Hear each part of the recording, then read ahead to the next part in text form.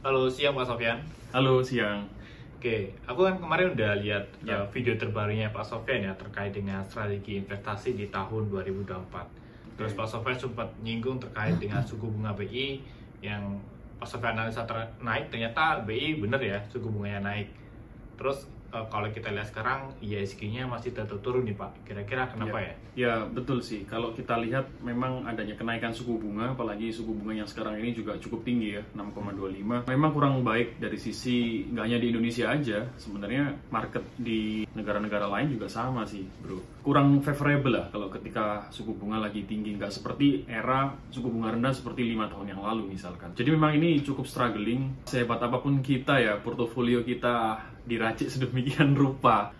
Memang arah market ya harga saham nggak bisa kita kontrol, pasti akan turun gitu. Dan yang kedua, sebenarnya sih kenaikan suku bunga yang kemarin itu sudah bisa diprediksi sih mas. Ketika faktor atau data-data memang mendukung ya, seperti kita lihat foreign reserve kita, cadangan sudah dideploy, sudah dikeluarkan. Intervensi pun masih kuat, masih bandel nih, rupiah masih bandel, rupiah masih melemah. Habis itu juga kita neraca transaksi berjalan kita juga defisit kayak seperti yang dulu-dulu ya, penyakitnya memang rupiah.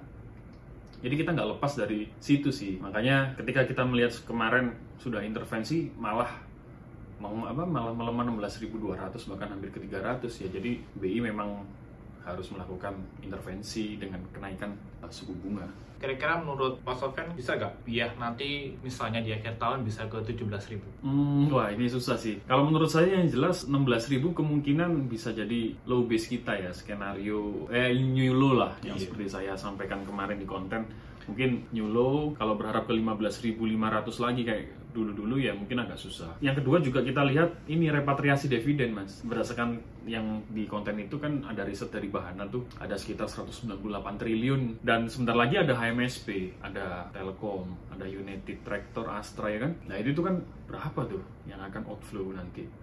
Jadi outflow itulah yang menyebabkan nanti ya ada sedikit kemungkinan tekanan lagi nih rupiah kita gitu. Jadi kembali portofolio kita sekarang ini lebih ke mode bertahan. Jadi kalau mengharapkan chasing return, nyari return, mengalahkan pasar, mungkin kita buang jauh-jauh deh mas gitu. Pokoknya kita bisa defensif portofolio kita bertahan, itu sudah cukup baik.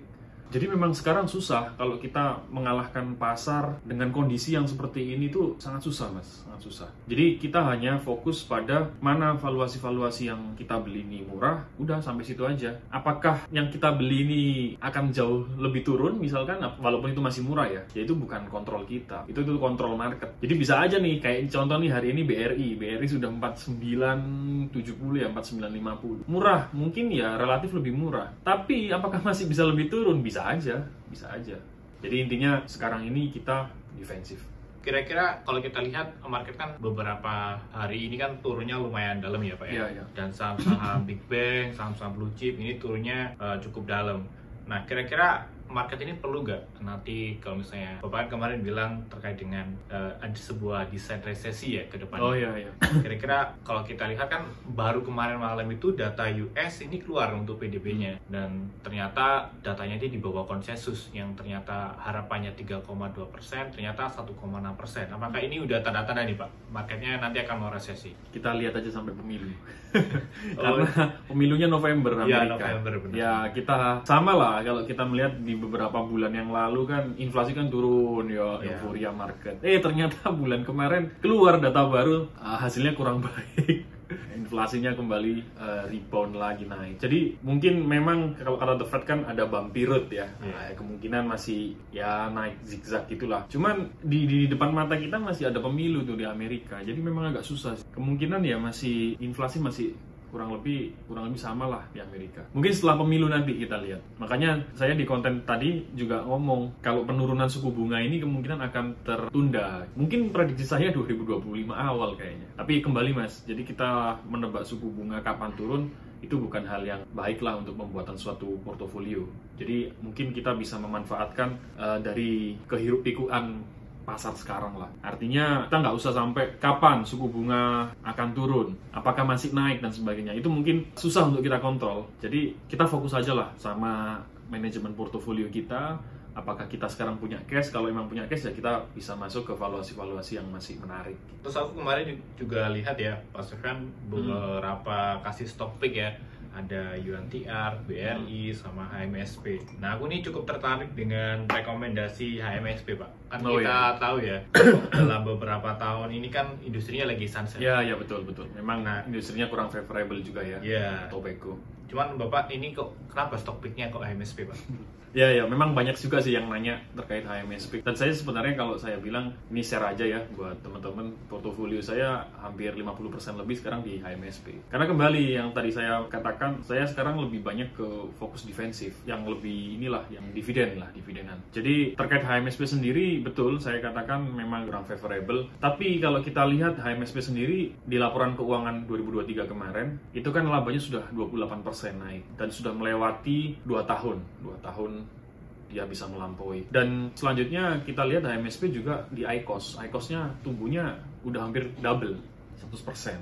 Kemarin rilis kuartal 1 hasilnya cukup baik. Penetrasinya sih menurut saya cukup berhasil ya IQOS ini ya. Kemarin ada kenaikan 100 juta batang. Ya walaupun secara margin kontribusi ke revenue ya HMSP masih nggak begitu gede, tapi itu growth driver nanti di kemudian hari. Ya, terus selanjutnya juga down trading yang terjadi di masyarakat ini ada 2 kemungkinan, yang satu ke kretek, yang satu ke pemain-pemain tier 2, tier 3 atau bahkan ke rokok ilegal. Nah, yang diuntungkan dari HMSP ya rokok kreteknya. Dominasi kretek SKT ya atau sigaret kretek tangan itu kan di Indonesia paling ya antara 30-35% market share SKT.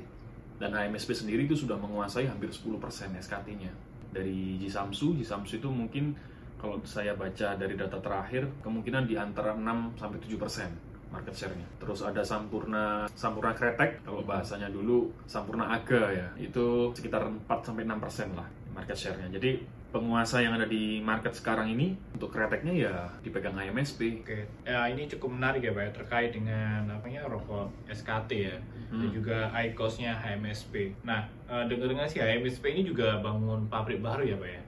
Nah, kira-kira nanti pabrik baru ini bisa kontribusi ke revenue HMSP ini seberapa besar? Nah, memang untuk saat ini kalau kita lihat memang masih belum kelihatan banget ya dari sisi revenue. Memang kalau kita lihat di tahunan kemarin 700 miliaran.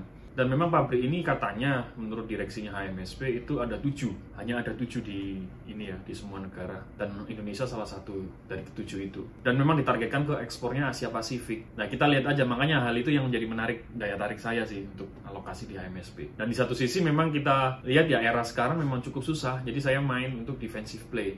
Jadi ke dividenan lah sekitar 8%. Nah, Q1 kemarin EPS-nya sudah 19-an. Menurut saya, ya semoga selalu membaik. SKM-nya juga yang kretek mesin lumayan stabil. Kalau kita lihat beberapa kuartal kemarin kan mengalami penurunan tuh, yang segmen SKM. Jadi dengan adanya ini kemungkinan udah ada mulai kenaikan lah dari sektor yang dipegang HMSP. Mulai dari SKT-nya, SKM, dan IQOS tadi. Oke, thank you Pak untuk reviewnya barusan. Untuk penutupnya nih Pak, kira-kira ada saran nggak Pak atau closing statement buat teman-teman yang di sini yang mungkin masih pemula atau mungkin udah advance di market ini, kira-kira gimana? Ya, kalau kacamata saya sih, saya pun juga handle porto pribadi ya Mas.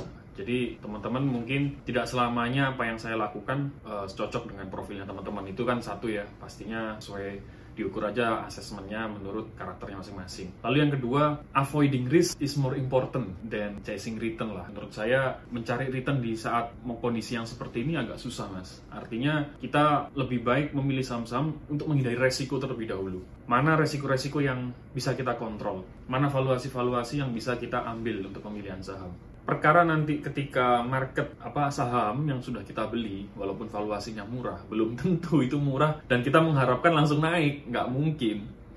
Jadi apa yang bisa kita kontrol ya valuasinya. Ketika kita beli ya sudah. Kalau ternyata besok atau minggu depan makin turun ya itu ranah market. Jadi kita tapi yang jelas sudah beli emiten yang sudah masuk dalam radar kita, valuasi yang murah gitu. Dan yang terakhir, fokus aja pada plan sesuai dengan investasinya teman-teman. Jadi mengharapkan keuntungan jangka pendek di dalam investasi saham buang jauh-jauh, karena kita long term journey, pelan-pelan. Jadi ya memang ada siklus di mana naik turun. Nah, ini kan sekarang lagi badainya kenceng nih. Udah pasti nanti kita lihatlah dalam beberapa bulan, setahun depan ya pasti dia akan mulai kembali normal lah gitu.